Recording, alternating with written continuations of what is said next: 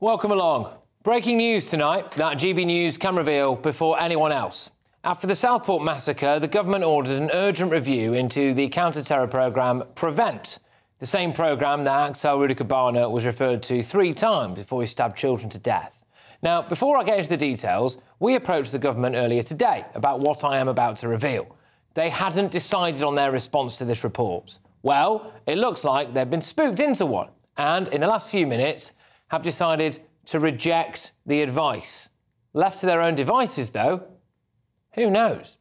Well, earlier today, I came into possession of a leaked roundup of this PREVENT report. Now, I hate to tell you this, but it looks to me as though this report is using the Southport attack as a way to, yet again, downplay the threat of Islamist extremism and increase the chances that someone could be classed as far-right.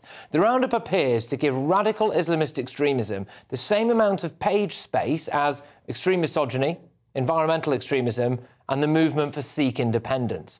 This is despite the fact that in Great Britain, Islamists are responsible for 94% of all deaths caused by terrorism since 1999 and around 88% of injuries caused by terrorism over the same period. Last year, Islamists account for 80% of the police's counter-terror caseload, 75% of MI5s and 63% of terrorists in custody. Now, can you guess what this report now classes as an example of the far right? Believing in two-tier policing or expressing grievances about the amount of resources being given to asylum seekers and illegal immigrants, like migrant hotels, for example. The details we've seen gives just one case study into Islamist terrorism, which is the same amount of time it dedicates to the environmental group, the Earth Liberation Front. They dedicate just 160 words, it appears, to Anjem Choudhury. The report barely mentions Islamic blasphemy extremism, like Batley Grammar School. The roundup seems to put a huge emphasis on misogyny, right? Bangs on about the manosphere. Well, I'll tell you what's interesting about that, though.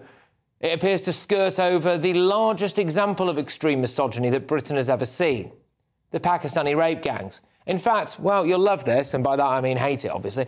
The main mention of grooming gangs comes under the far-right section, which states, right-wing extremists frequently exploit cases of alleged group-based sexual abuse to promote anti-Muslim sentiment, as well as anti-government and anti-political correctness narratives. Now, from what I've seen, I don't think I'd wipe my backside with this report.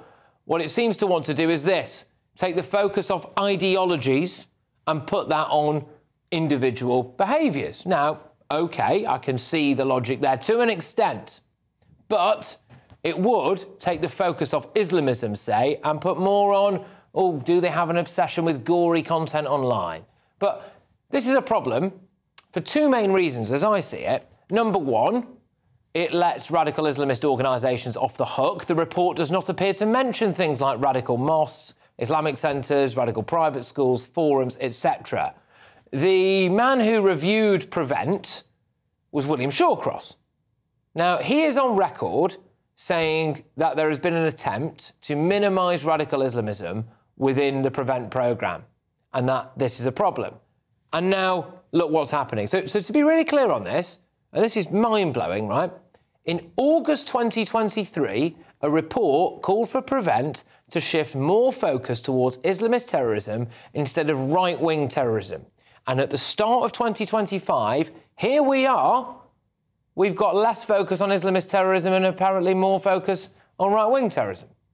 Earlier today, I spoke to Shadow Justice Secretary Robert Jenrick to get his views on the perceived downplaying of radical Islamism. I haven't seen the report yet, but from what I have heard, it seems like a very worrying situation. We've got to follow the facts here. Of course, violence against women and girls and some of the other issues raised in this report are important and warrant attention by the police and the authorities. But the facts are these. In the last 25 years, 95% of all the terrorist deaths in this country have been Islamist-related and 80% of all the referrals to the police. So when it comes to how do we use the scarce resources of the police, of programmes like PREVENT, of our security services, we've got to be honest and realistic and not allow political correctness to get in the way.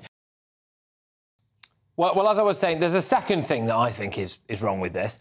This will end up classing more people as extremists, and it will swamp Prevent. So we've already seen how apparently if you moan about two-tier policing or how much taxpayers' money is spent on illegal immigrants, you are now far right. So we'll all be on Prevent soon, won't we? And this brings me to my next point. I can't help but wonder whether Prevent, an organisation criticised heavily by the apparently very intimidating Muslim Council of Britain and several left-wing authors who write lofty articles for the New Statesman, has A, caved into the Islamist mob, or B, just wants more money. In their document, they seem to say that they can deliver some drastic changes, but only with an extra 180 million quid's worth of funding. So let me be very straight with you here. The Labour government commissioned a review into Prevent in the wake of 3 little girls being horrifically murdered by an evil, raging lunatic in Southport. It now appears that this report has chosen to minimise Islamist extremism and made it easier for people to be classed as far right. It's the same story every time, isn't it? Well, Dan Jarvis joins us now, who is the security... Oh, sorry, no, he doesn't. It's a statement from Dan Jarvis, the security minister, responding to the leaked documents in the Policy Exchange report, saying ministers have rejected this advice. As we have said repeatedly, Islamist extremism followed by far-right extremism are the biggest threats we face. The Home Secretary set out last week our plans to carry out an end-to-end review of Prevent thresholds on Islamist extremism because we are concerned that referrals are too low. Ideology, particularly Islamist extremism, followed by the far-right extremism, continue to be at the heart of our approach to countering extremism and counter-terror. But as the horrific Southport attack shows, alongside that, we also need more action on those drawn towards mixed ideologies and violent, obsessed young people. I am joined now by the head of security and extremism at Policy Exchange, Paul Stott. Paul, thank you very much. Great to have you on the show. So Labour have chosen to reject the findings of this report, OK, but just in itself, this report is quite concerning, isn't it? It appears to me that in the wake of the Southport attack, they appear to have used that, or used the opportunity to review themselves anyway, in that sense, to downplay radical Islamism and maybe make it easier for people to be classed as far right. What's your views? Well, what we've seen in these papers is that there's a series of documents which were leaked to Policy Exchange, which are part of the government's counter-extremism sprint, which Yvette Cooper announced, or the government started work on pretty much soon as it took office in August. And as you've outlined, there are some areas of real concern in there. There are actually 1 or 2 sensible things. I suppose that's inevitable in a large series of documents. There's a ministerial board, for example, so all of the ministers in government, or many of them, who have extremism issues cross their desks, are all brought together, so things shouldn't slip through the net as easily. But there are some real areas of concern in terms of focus, the decline in focus on Islamism, which is the greatest threat that we face. And quite simply, the centre of gravity for any counter-extremism strategy in this country has to be fighting, opposing Islamism and Islamist terrorism. And unless the government gets that right, its counter-extremism work will fail. So the government wanted this report. So can you just explain to our viewers and listeners who actually crafted this report? And also, as a follow-up question, so if they've now rejected the findings of it, then, well, frankly, it's not worth the paper it's written on, is it? And probably wasn't worth the taxpayers' money. No, these are Home Office documents, and they've been produced by officials for ministers. For their consideration. As we say in the conclusion to our report, our analysis of these documents, it's not the final say, because ministers ultimately should decide on what's taken forward on the basis of the advice. The big problem is the fact that the advice is clearly so poor and is creating a whole series of, if you keep branding different behaviours as extremist or potentially leading to terrorism, the haystack is going to get bigger and bigger, and the needles are going to get harder to find. And I mean, you touched on some of the examples, but But it's pretty frightening to see a government, for example, which wants to focus on violence against women and girls. That's fine. That's a necessary thing to do. But unless you're going to focus, for example, on the grooming and the rape gangs that we've seen, and some of the attitudes towards white girls which were displayed by some of those perpetrators, well, it's not a serious strategy against to defend women and girls. I think it should be absolutely terrifying to people watching and listening to this that was the advice that was given to government ministers. And fair play to them for rejecting it, because I think they had to, because it looks absolutely awful. It looks shocking. But it just gives you an indication, does it not, of the psychology of people going on behind the scenes. Paul, can I just say a massive thank you to you and to everyone at Policy Exchange as well. It's been a pleasure to have you on. I do hope to talk to you again very, very soon. I imagine you'll be a man in demand tomorrow as well, to be fair. So Paul Stott there, who is the Head of Security and Extremism at Policy Exchange. Let's whiz ourselves over and get the views of my panel this evening. We've got Daily Express columnist Carol Malone, journalist and broadcaster Benjamin Butterworth, and the former chairman of the Tory party, Sir Jake Berry. Carol, I absolutely cannot believe that in the wake of the Southport attack, a report into Prevent was commissioned, a review into it, and the upshot of that was to basically make anyone who's got concerns about taxpayers' money on migrant hotels be officially classed as a member of the far right, and to not include, just basically pretty much swerve Islamism.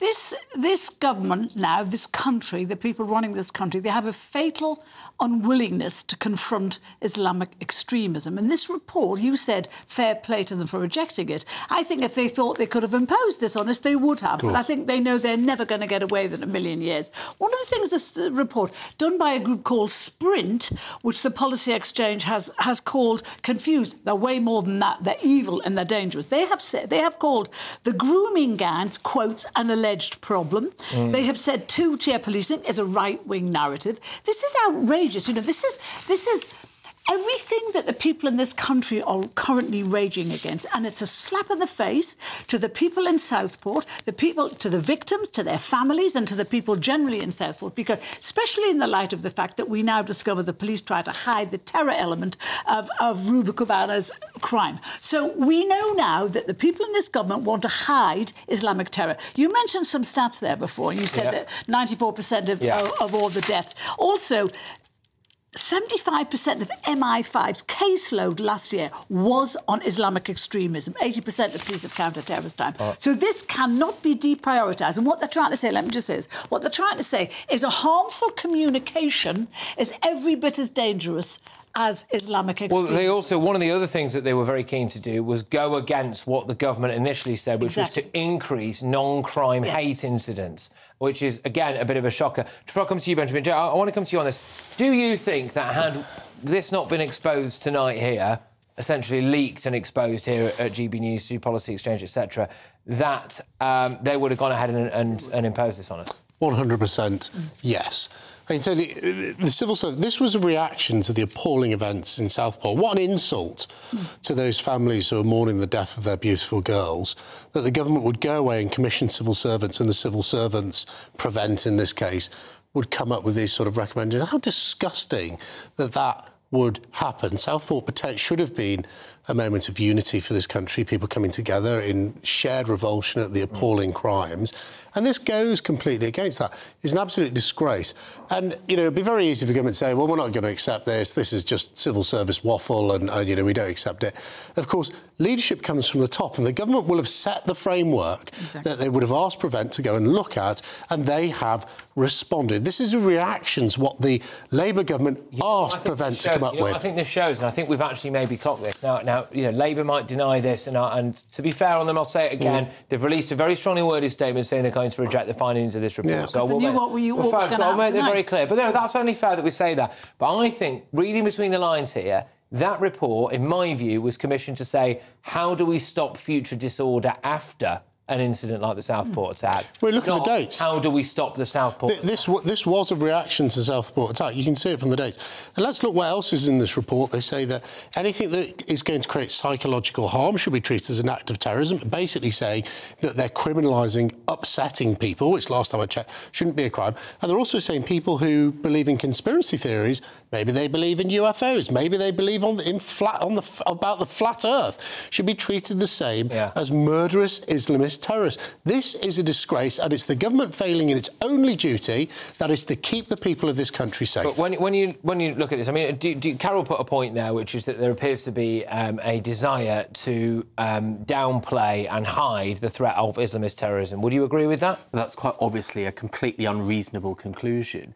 And is it? Well, have you not read the report? That's what the report says. You just said something really clear. But you just said something that's entirely wrong. So when David Amos was stabbed to death by a Somalian guy who had been referred to Prevent, why is it that people like Sadiq Khan said he'd passed away? Other MPs talked about him like he died of natural death. They did not talk about an Islamist extremist stabbing him to death. Murdering him. Well, you can't say stuff that's not true. Well, it is true. And to try and question the motives of people as though they don't care about Islamist terrorism. You know, the person that gave you that comment, the Security Minister Dan Jarvis, spent 14 years serving this country in the armed forces. He's fought in Iraq and Kosovo and Sierra Leone. So I don't think he needs lectures on tackling extremism and keeping this country safe, given he's done more than anyone sat around this table. Well, Neil Bassett, who used to be in charge of the counter-terror commander in this country, said this report was dangerous. And that's what Dan Jarvis has effectively said. He's rejected it. That's the government's position. Yes, so is the problem not this is the advice that government ministers are getting from people in the Home Office behind the scenes? Shouldn't that terrify us, Benjamin? No, I mean,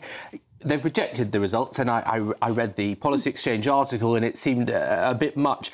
And that's because, you know, it's right that you ask questions after things seriously go wrong. You know, and that's what they've done, and they've said these aren't the right answers. So what are they doing about it, then? Why did the government hide the terror aspect of Ruth Lubana? But it didn't hide it because it had to make sure that you got the prosecution. Yeah, of course they did. No, that is absolutely wrong. You're wrong on the facts and you're wrong on the law. There was a period before the individual had been charged. Let me finish. Keir Starmer admitted this. Go back and watch the press conference before the individual had been charged, where they could have outed the fact that he was a terrorist. It's what they did on the London Bridge attack. It's what they did on the murder of PC Palmer. It's what they did to the guy who stabbed 3 people in Manchester Airport. Keir Starmer chose to lie to the British people and admitted it on national television. And I tell you what, I'll tell you one more thing. He's called for Boris Johnson to resign because Boris Johnson misled Parliament. What should Keir Starmer do after he has lied and lied again to the British people, misleading families? Go back to all of that. Go on. I think the former Director of Public Prosecutions knows plenty about ensuring people are prosecuted. Really? And what happened in that case was he pleaded guilty. Now we all know far more about him, and he's going to prison for decades. Can I just say, the former DPP said that it would have been a contempt of court to say there was a terror offence, when a dozen barristers came out the following day and said that was tosh. It would not have been. You can't be in contempt of court before someone's been charged. Yes. It's the law of the land. Of course he was going to be charged, and you was going to be. And of course, the fact is that person is now going to prison for life. So what happened was right. And if you listen to people online, people like Tommy Robinson on these kind of cases, you would have these cases about Tommy Robinson. And the only people that have caused serious disruption in the last year, tearing up town centres, are far-right thugs. And you should not cry away from those people. What I don't get is, and I don't think many people get, certainly, is if you're going to put such an emphasis on misogyny, which this report does, and put that on the same pedestal as you're going to put it on as radical Islamism, seemingly, why would you not mention the largest scale act of misogyny this country has ever seen, which has been the industrial scale torture and rape of mostly vulnerable working-class white girls by predominantly British Pakistani men. And the only why would you call it an alleged problem? Yeah. Do you think the victims think it's alleged? It's a perfectly valid question. And why didn't you put it to Robert Jenrick when you asked him? Why didn't you put it to Kemi Badenoch? He didn't write the report. No, but when they were in government, when they were responsible for these questions, they never mentioned it. So it's a bit rich to sit there saying this report doesn't mention it. No, it's a valid position. Why should Labour? It's a valid position because it's hypocrisy and it's taking people for fools. All right, guys. Well, look, hey, that report was written by Home Office officials behind the scenes, and as far as I should say, I think if the government's rejecting it, but what happens to those officials now?